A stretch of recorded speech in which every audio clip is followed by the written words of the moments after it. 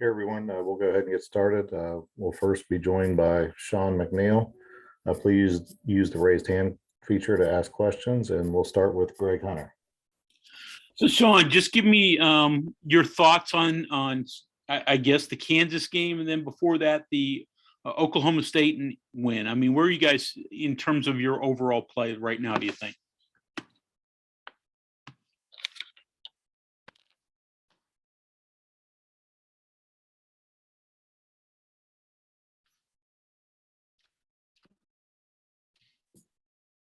Sean, you're muted.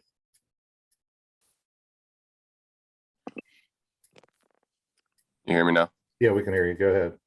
Yeah, I think the Oklahoma State game, I think that was the closest full 40 minutes we probably played all year. There in the second half, we had a lull for, I don't know, 5 or 6 minutes where we let them come back. I think we were up like 16, and then they cut it to 7 or 8 or something like that. But other than that, that was the closest to a 40-minute game that we had played, all throughout. And then the Kansas game, I thought we competed really well in the first half. We knew going in that, I mean, basketball is just a game of runs in general, but playing in Allen Fieldhouse and the crowd that they have there is obviously special. And we knew that they were going to throw punches, but we just had to continue to respond. And I thought we did that well in the first half, but in the second half, we just came out extremely flat and just stopped playing. But we're back home now and got yesterday and today to prepare for a really good Baylor team and a great opportunity ahead of us.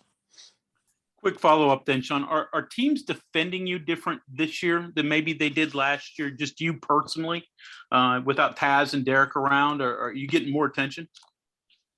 Yeah, I would say so. I think teams really try to focus in on me and Taz, but then that gives guys like JB and other guys. I mean, you could go completely down the roster. That gives other guys more opportunity.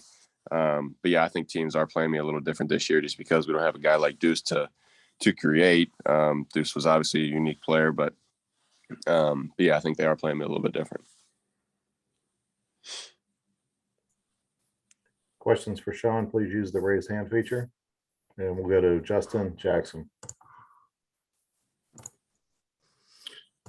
Hey, Sean, can you make any sense of what's been going on in the Big 12? I mean, Baylor's lost 2 straight home games coming into this game, and probably not a lot of people thought that would happen. And there's been teams down at the bottom of the standings that are jumping up and pulling off upsets, and it just seems like on any given night this league can take a turn for the better or the worse. What's it like playing in a league like that, and how much have you guys paid attention to that so far? Yeah, I think that just kind of goes to show you that how talented this league is from top to bottom, but also at the same time that this league is completely up for grabs. There's, like I just said, you can go all throughout. Baylor, Texas Tech, Oklahoma, Kansas State's playing really well. They got everybody back.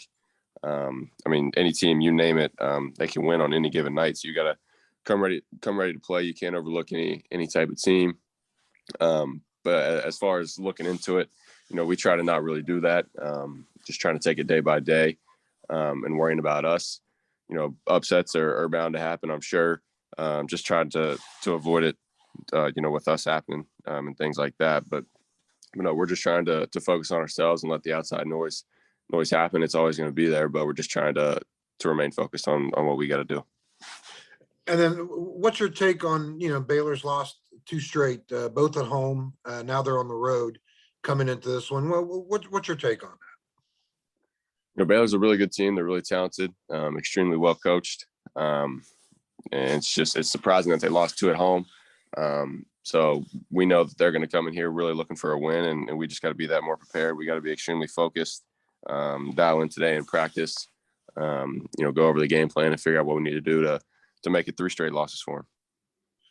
Thank you, Sean. Yeah. We'll go back to Greg. Sean, back to how teams are defending you a little bit. What's your counter to that? What have you tried to do to continue to get offense up? Yeah, I think with Deuce being here before, I was more of a catch and shoot kind of guy. This year, I think I'm doing a little bit better job of being versatile when it comes to scoring a little bit more off the bounce, not being, as one-dimensional when it comes to just catch and shoot. But just figuring out ways to score, but not only score, but get my teammates involved, trying to, make the right play at the right time, pass the ball to people that are open, and just play basketball, trying to help us win. So then a question about your defense. You're playing, 35, 36 minutes a game, so you don't come off really any time. How have you sort of handled your defense in staying on the floor a ton and not getting a lot of rest? Yeah, my defense hasn't been, and it's been it's very spotty. Some games I play well, some games I give up probably a little too much, but being on the floor that much, it obviously comes with, not taking plays off, but you just got to be smart. And I just try to remember that. But at the same time, I'm trying to do everything I can possible to help us win. And, Hugs always says you got to do what you do well. Don't try to do things out of your comfort zone. And I mean, everybody knows the defense isn't, what I'm known for.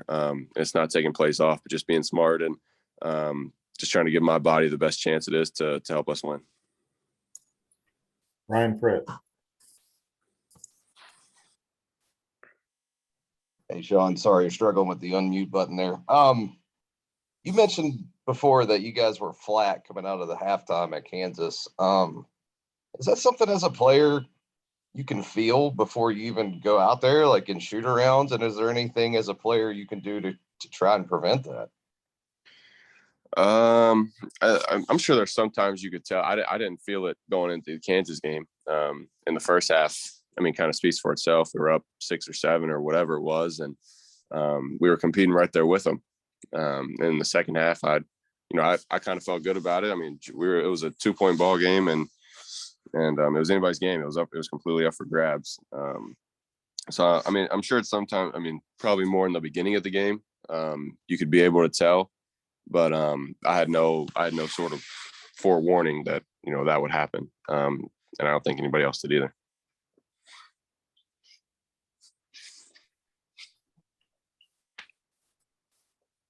And one final question, we'll go back to Greg Hunter. So Sean, I know the adage is one game at a time, but you guys are in the midst of a gauntlet. Do you guys see yourself peeking ahead? I mean, even prior to the Kansas game, going, Kansas, Baylor, Texas Tech, next. Do players do that, or do you really get and lock in on just one at a time? You got to lock in one at a time. I mean, like you said, this league is elite. It's the best in the country, especially this year. I mean, you go all the way top to bottom. I don't think there's a league or a team out of 75 in the net. Just goes to show you how talented this league is. So, I mean, you got to focus on one game at a time. And it's tough because, we're always scouting and we're always trying to prepare. I mean, playing the schedule like Wednesday, Saturday, you got to, I mean, not so much the players, but coaching staff, you got to kind of look ahead and start preparing for the next extremely talented team. But as a player, you definitely got to focus just one day at a time, one team at a time, one game at a time. Sean, that's all the questions for today. Thank you for your time. Yep. Thank you. Okay, give us a second here and we'll get Coach Huggins lined up.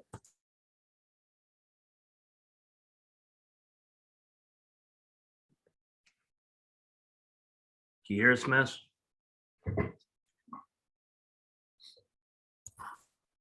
Yeah, I can hear you.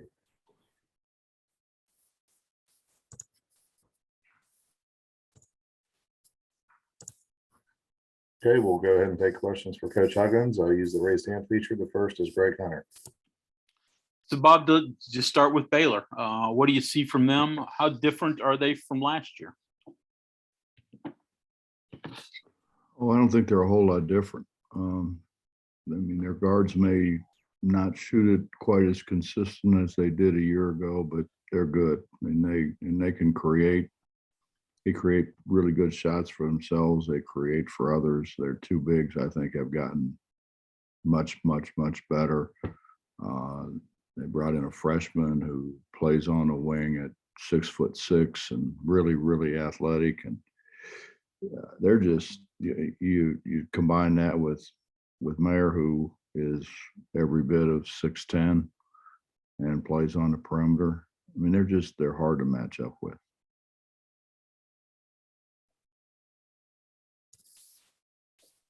Questions for Coach, please use the raised hand feature.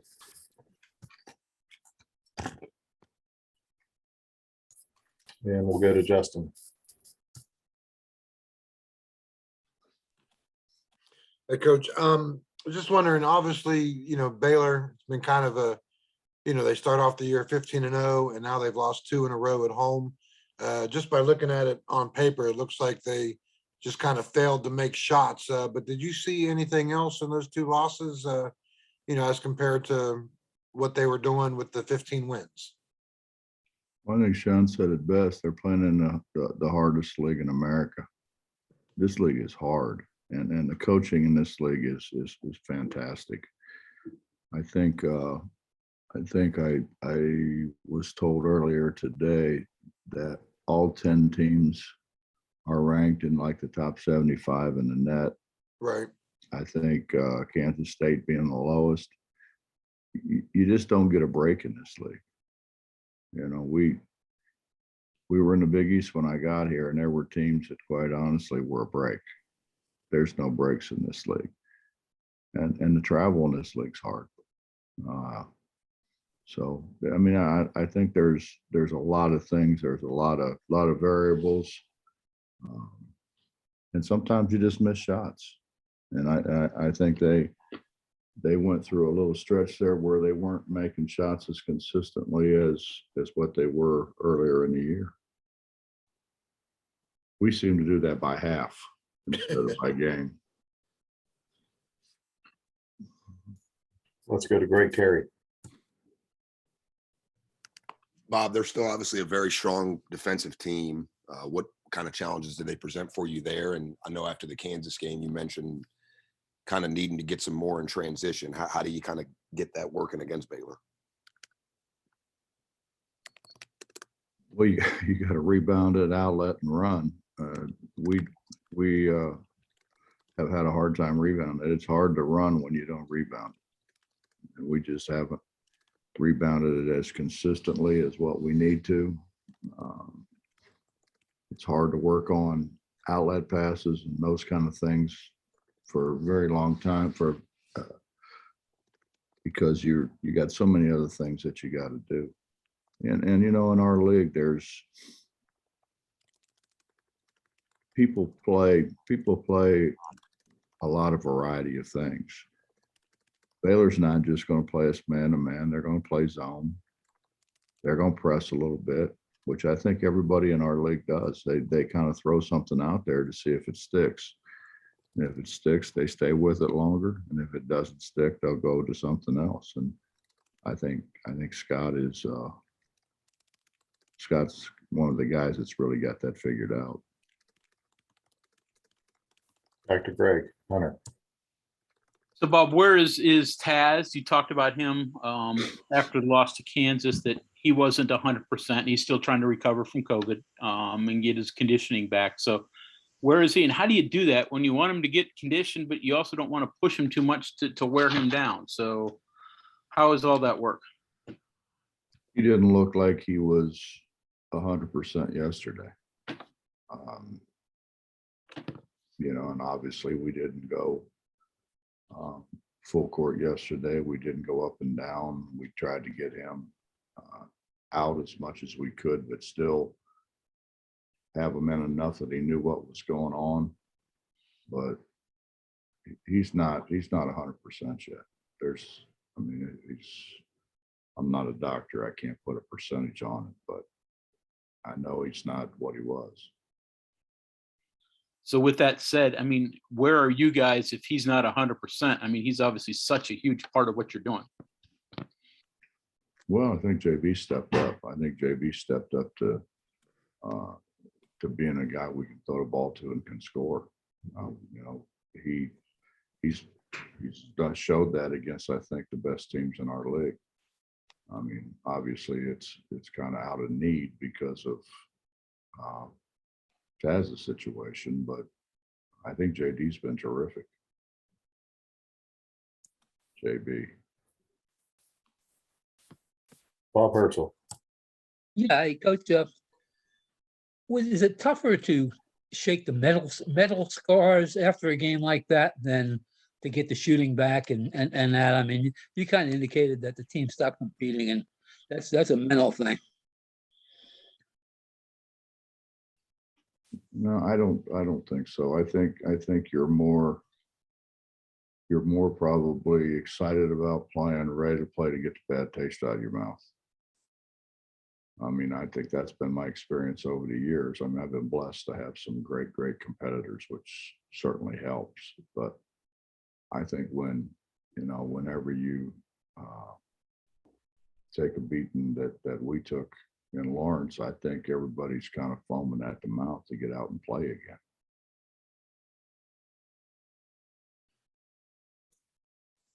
Back to Justin.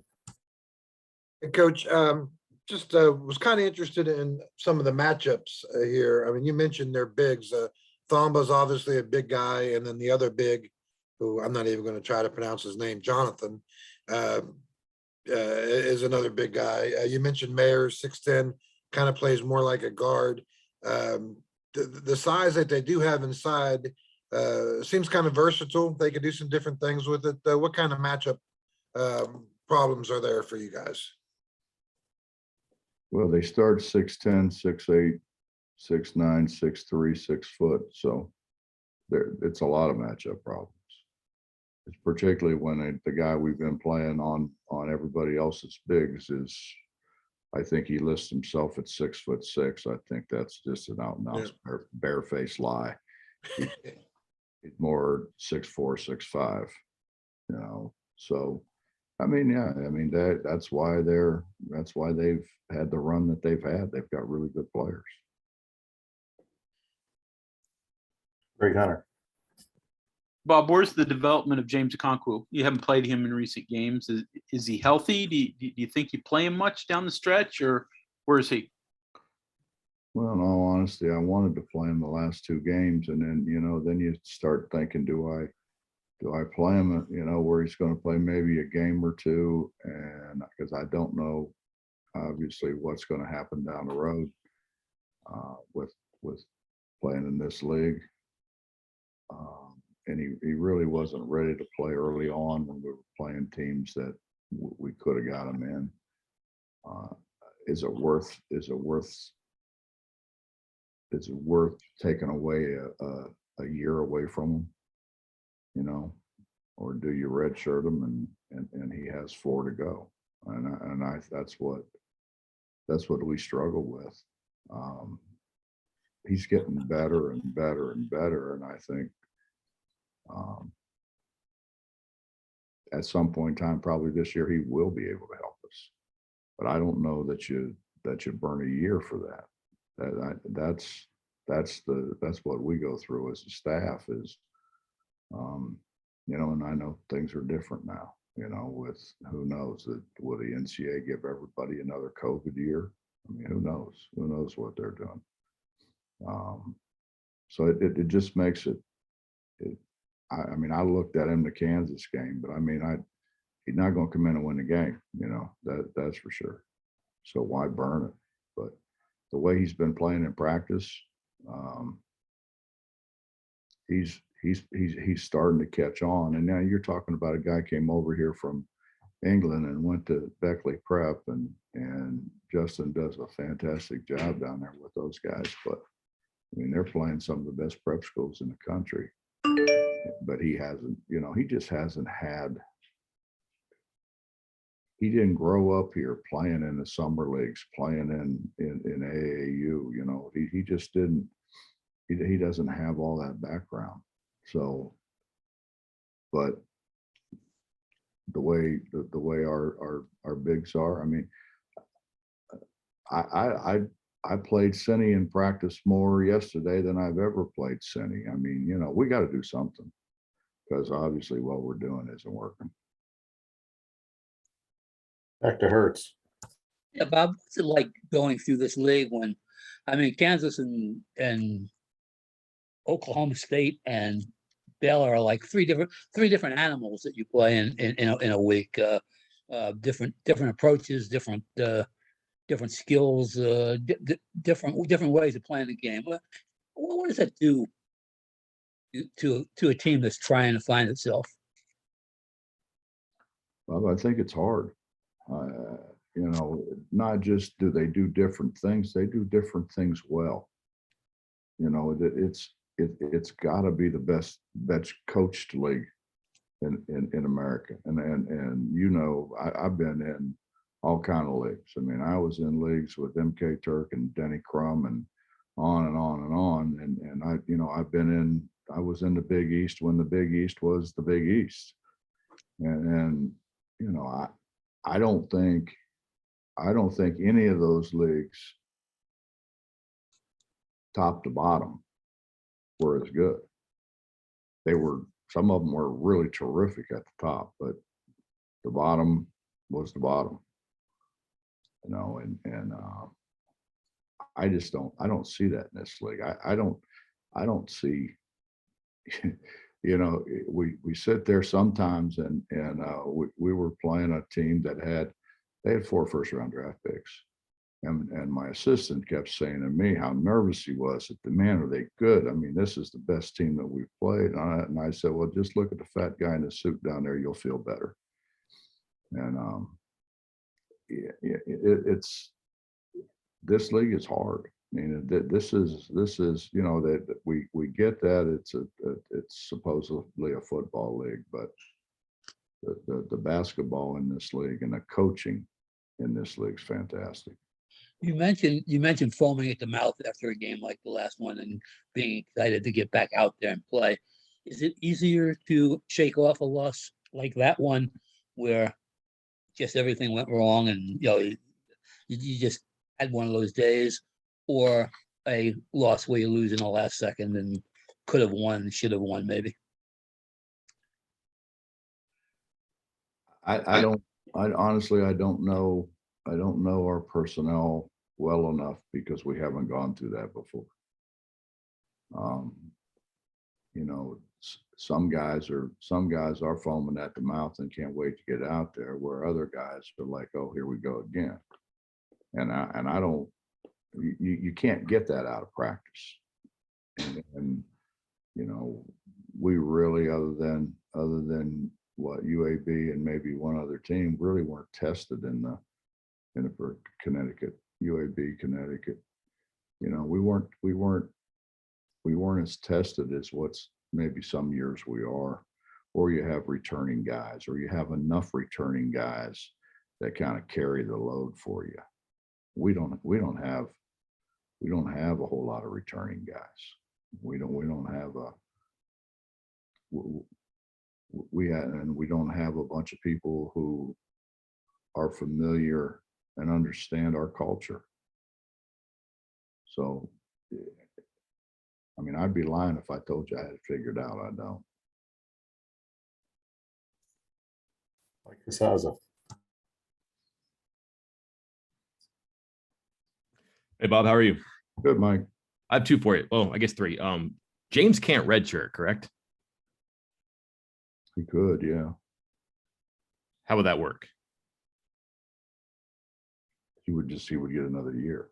Okay. I wasn't sure if he played more than he's allowed or anything like that. He hasn't been in a game that I know of. James? No. I think he has. I'll look. You caught my attention with changing what you do in the post, which may be changing who you play in the post, but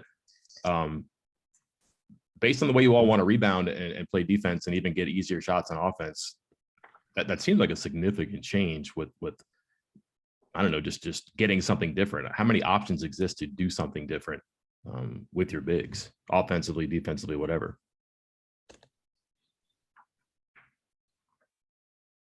Well, I mean, we're going to have to go to what our strength is, and our strength is on the perimeter.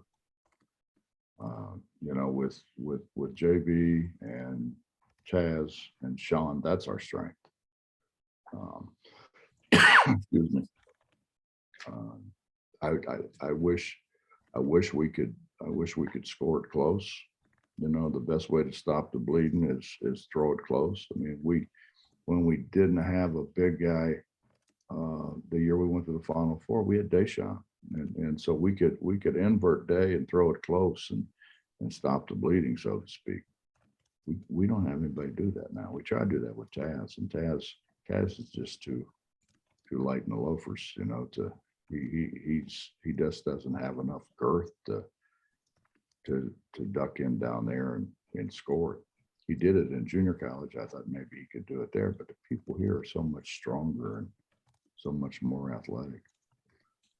And then going to the number of teams that you play in the league now, I seem to remember you saying before that at some point you figure out how to guard a ball screen and do this and that, and there's not much of a difference, I guess. But do you see a lot of continuity from one opponent to the next, or do you have 9 opponents who are, I wouldn't say unique, but you really can't borrow from one game plan or one practice plan to get ready for the next one? No, not at all. Not at all. That's what makes it.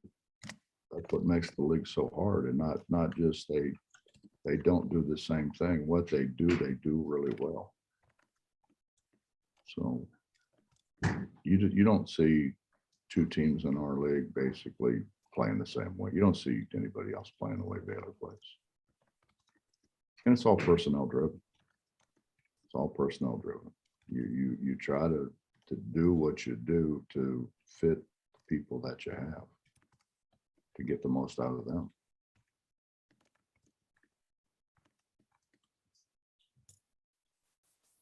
Coach, I think that's all the questions for today. Appreciate your time, and thanks to everyone calling in. My pleasure. Have a great day, fellas. Don't fall in the snow. And by God, don't any of that yellow snow. Thank you, Coach.